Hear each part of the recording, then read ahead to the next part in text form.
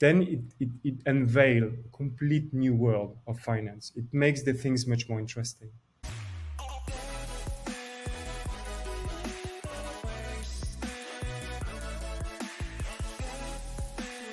Dear community, SwissBorgers, investor, crypto enthusiasts, I'm pumped and I'm thrilled to be here today, sharing news, insight, knowledge, experiences in order to make you better investors. Great. Love your energy as always, Anthony. So what are we going to touch upon in this episode? Can we call it Discovering Your Investment Self? Absolutely. I think, again, from the moment you move from this objective of instantly want to make money, but you approach finance from a point of view that, yes, I can experience the self as well, right? So I can learn about myself and better position who I am in my life as well.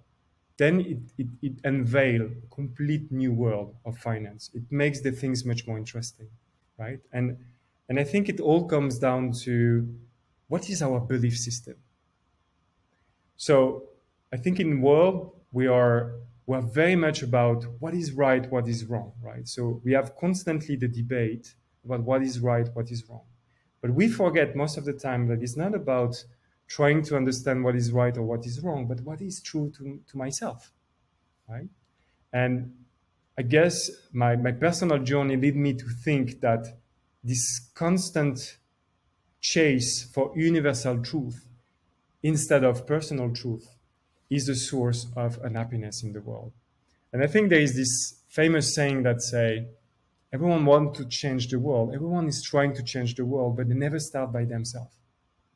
And I think, at the end of the day, it's really what it is finance. I'm amazed how much finance can help me to learn about myself and how this learning can be used in my relationship. It can be used in other domain of my life. And when I was young, I was playing poker, for example. And it's funny for the one that are familiar with the game, when you sit at the table of 10 person and you start to play poker, there is so much you can learn about the personality of the others, right? And it's not like one has a superior technique. They are all different and they're all beautiful the way they are. But they come with a very honest manner of who they are. And there is not superior technique. Sometimes people will win more in certain games, sometimes, and strategy always change. And I think in finance, if you keep looking for the perfect strategy, but you never connect to yourself, you never try to play who you are, there's a very little chance that, first of all, it's going to create consistent result over time. And you're going to be feeling miserable by playing the rules of someone else, because there is no worse feeling than not being yourself, right? And again, these learnings can be reinjected into your daily life. And the same as the daily life learnings can be reinjected into finance. And I think we again, it's to be connected to this world of happiness, we need to go back to the basic of finance. Because too often we believe finance is just a tool to make more money with money. And if we limited finance to this very simple equation, I think we never got the chance to understand the beauty of it or what's the depth of finance. So if we go back to the initial thinking of finance, and there is no official definition for that, right? So I'm going to try with my own words. The way I like to define finance, I think it's a tool that has been designed to focus the collective thoughts toward the realization of a future. So it's a tool that exists that everyone can focus their vision of the future to make it happen. Because as a society, there is no reason that we can fly so easily from Paris to New York today. There is no rational reason why. I think it was a dream that was initiated by our ancestor, and they managed to collectively focus the thoughts and the energy of people in order to create this reality. And if you think of the human life cycle, we're born to this world with this body, and the only, let's say, asset we have is our time. And this life is defined by how we are going to spend this time. So we are going to spend this time with the family in exchange for emotional reward, at school to learn new things. And most of this time is going to be exchanged for money. So when you use this money and you give it back, you invest into a group of entrepreneurs that maybe have the skills to create, for example, a spaceship to travel from Earth to Mars that you don't have. You still invest, you still focus your time toward that realization of the future because your money is your time. It's an indirect measure of your time. And when you decide to give back consciously this money to someone, then collectively there is more energy, there is more time available into the human world to create this reality. So finance is just a tool. And ultimately, yes, maybe if you see in advance the future, you will make more money than the people that see this reality later on. But it doesn't matter. I think the first responsibility when we invest, we decide collectively to create a future. So we decide to manifest the future. So if I decide to invest into conquering the space rather than investing into helping people to save the planet, I'm not sure the planet is in danger, but let's assume it is, then I decide consciously to facilitate this reality to happen. And that's what finance is about, is on the first place.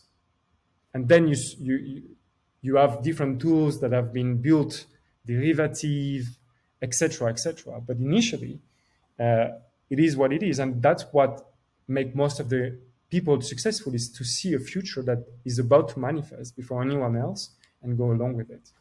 And that's what originally the finance is. So I think it's very important to start this journey by connecting to the basics, because when you connect there, then you open again, you unveil a very new world to happen, and you stop to be obsessed with charts, right? Charts can be seen as decision-making tools, right? Or something that will help me to compare different metrics between each other, to companies, for example, or to group of individual. But you start as well to look for outside reason to believe and to go along with yourself. And you start to be in more synchronicity with your investment, which is, in my opinion, very, very important. Because as you can imagine, if I invested one Bitcoin when it was at $1, and I was looking only at the price chart, when Bitcoin went from $1 to $10, most probably I would have sold everything else.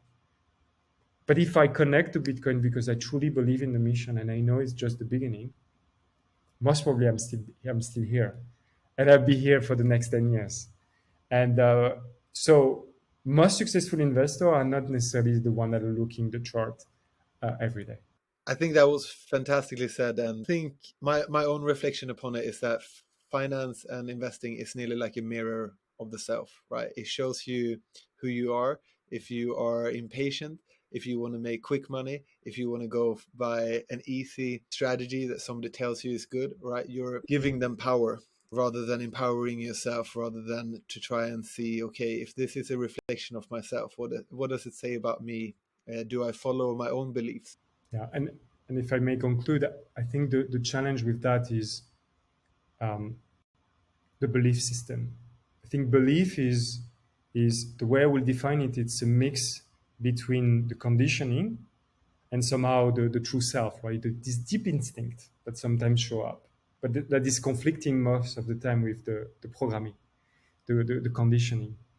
So we feel a lot of peer pressure. That's conditioning. We feel we miss out. The fear of missing out, the fear of not being intelligent enough, or not to have this house in 10 years from now, and all our distraction. So what I love with this journey of finance as well is it can really help you to work on this journey of finding your center. So forgetting about the conditioning is good sometimes. We don't necessarily need to say that is good, that is wrong, right? But we need to clearly identify, go along with it and say, oh, that's part of my behavior that is conditioning. This is part of my behavior that is the instinct part. I want to explore more. Sometimes I'm happy to go along with the conditioning because it's easy. And sometimes there is this craving for more exploring myself. So you can go on Himalayas or you can start your investment journey. And that's the beauty of it, right? Is finance, the way I react, the way I stress, the way I take things will help me to see what's the part of conditioning and what's the part of with the true myself, because you can have joy as well. When you have joy, is good sign you are with the true self.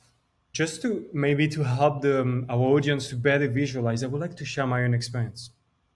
So there is this book, again, I forget the name, but they say, take all the things that you're very good at, and then you can separate them into two categories. There is the first category, which make you're very good at doing these things, and they make you happy. They make you fulfilled. You enjoy doing them. And then the other part, you're very good at it as well, but they don't make you necessarily happy or joyful, or they don't excite you. But you're very good at doing it. So if I take my own example, if I use this example as an investor, so I'm an engineer. I've been always good with mathematics. I think I love the gaming part of mathematics, solving equation. It excites me. I was good at physics as well, but it never excites me. So I would say with that regard, I'm more a player than a scientific. I'm a scientific by default. So when I look at my journey as an investor, I've been exposed to many different techniques and domain in order to invest. On my personal journey, for example, I use different technique to invest. I use trading and I use early stage investment. When I look at trading, I'm good at it because I've done science, I've been working in hedge funds, I've been using a lot of math and computing in order to better understand. I've been exposed, I've been interviewed many people, and I think I love to predict what's going to happen. And this is part of my analytical mind. But the reality is, I think I'm a terrible trader. And the reason is, when I trade, because I take it as a game and I hate to lose, each time I'm losing money, I can't take it. Even if it's very little money, I can't take it. It makes me so unhappy. So it pushed so much anger out of me, right? And we know by definition, because again, I've been exposed to study a lot of traders, you need to cut your loss early more than your gain. It seems simple to explain, but that's what it is. And I'm a terrible trader because I hate to lose even a little bit of money. When I invest in very early stage company, I connect to their why, I connect to the team, I connect to their purpose. It makes me so happy. So even if, of course, it's a very tricky investment technique, so it's a very domain that is very tricky to invest, I lose money. If I lose, for example, 10K by investing in an early stage company, but I relate, I feel they done their best. I was very emotionally attached. I don't care about the money. If I lose 1,000, 1K with trading, I can go mad because I can't get into my chest. It's terrible for me because I feel like, why am I stupid? So I'm good. I think I'm good at both. Reality is technically I'm good at both, but I hate one of them. So I think it's how you, as well as an investor, you can learn. I think the more the more you grow in your personal journey, the more you learn things, and the more it's going to become an obstacle to become the true self when you invest. So I think, again, it's not necessarily what you're good at, but what you connect with that is the most important in this investment journey. Amazing. That's going to be the conclusion for today's episode. Thank you all so much. Thank you so much, Anthony, for taking the time to do that. I know that you're a very busy person, so we very much appreciate it.